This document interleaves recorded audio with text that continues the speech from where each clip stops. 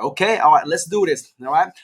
So the first example, we have an ester, and we're trying to go to an acid chloride. Okay. If you look at the number of carbons, nothing different, just the functional group different. Okay. All right, let's do this. So let's start with the retrosynthesis. Start with the acid chloride. Okay. How would you make an acid chloride? If you think, well, there's only one way to make an acid chloride. Okay, this is how you start. There's only one way to make acid chloride. That's gonna come from carboxylic acid, adding thionyl chloride, adding oxalic chloride. Okay, only two ways to do it. All right. Hey, basically one way from carboxylic acid. Now let's look back to the starting material. We have an ester. Okay, do you see connection between an ester and a carboxylic acid? Well, they have connection. You can hydrolyze an ester to get to carboxylic acid. Cut this bond right there, adding water, adding sodium hydroxide. Okay, and then you get carboxylic acid. So basically, you start with hydrolysis. Okay, whatever type of hydrolysis you want to do, and then add thionyl chloride or oxalic chloride at the second step. All right, so the first step, hydrolysis. This one we do an acidic hydrolysis. You can do best too, but you have to quench later. Okay. Anyway, so from carboxylic acid, well, easy. Thionyl chloride, oxalic chloride. Here we go. All right, let's do example number 2. So we got 3 examples so far for this part, I think. Okay. All right, let's do B. We have a carboxylic acid go to a nitrile, the cyanide group. How many ways you can make a nitrile? You have to think about that. Okay, this is how much you're familiar with all the reactions that we learned. Okay, so how many ways you can make a nitrile? Well, there are 2 ways. Okay, 2 ways to do it. So a nitrile can be made from an amide, adding thionyl chloride and pyridine. Okay, or you can have start with the an alkyl halide, do an SN2 reaction, you get a nitrile. But now this way you're adding 1 carbon to the starting material. Okay. So let me ask you, look at the number of carbons in the starting material and the product. Are we adding any more carbons? Well, no, of course not. 7 on the left and then 7 on the right. Nothing. So we're not adding any carbon, so you cannot do it this way. Okay, maybe a good idea. So start with the counting number of carbons. Okay, any adding carbon or losing carbon. Anywho, so looks like we have to make this nitrile from an amide. Okay, gonna come from an amide.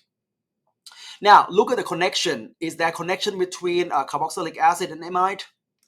Well, not really yet. Okay, let's do this. Amide can be made, of course, anyone can be made from an acid chloride. Now you can see connection between carboxylic acid and acid chloride, thionyl chloride, right? So, all right, so we're gonna go forward now. So we take the this carboxylic acid, okay, cyclohexane carboxylic acid, add thionyl chloride, oxalic chloride. You're gonna get to an acid chloride version of it. Okay. All right. We need to get from an acid chloride to an amine, to an amide. Okay. So all you need is just an H2 group, right? What is the synthetic equivalent of this NH2 group? Well, an ammonia. Okay. We're gonna add at least 2 equivalent of ammonia. 1 equivalent for nucleophilic attack. The other equivalent, just like pyridine, to trap. That's hydrochloric acid. Okay, so at least 2 equivalent. All right, get to the amide now. Okay, so amide now easy. Go to the nitrile group. So we add a thionyl chloride and then pyridine. Ta-da. Okay, all right. One more example. Okay, one more example. Okay, let's try to do on your own maybe. Okay, pause the video and try, and then check with me. Okay, we have an amide. Same number of carbons, nothing changed. Go from amide to an aldehyde. How many ways you can make an aldehyde? Just think about it. How many ways? Okay. An amide, if you remember this, okay, an amide, not amide, aldehyde. An aldehyde is right here on the right there. Okay. So you can make an amide again. I'm sorry, an aldehyde from acid chloride or an ester. All right, so you got 2 options. So basically, I'll do one at a time. Okay, let's say an aldehyde can be made from an acid chloride, okay, by lithium triterbutoxy aluminum hydride, and then from acid chloride, of course, there's only one way. You're gonna make from carboxylic acid automatically. All right. Look for connection. Is there a connection between an amide and carboxylic acid? There is. Just like an ester, we call hydrolysis, basic hydrolysis, acidic hydrolysis. Okay. All right. So we got one route now. So I'm gonna go forward and I'll do another route for you. Okay. All right. This route. So start with amide. So we do acidic hydrolysis. Amide is highly stable. Okay. Think about like protein. Right. That's our peptide bond. You need to add heat and an acid.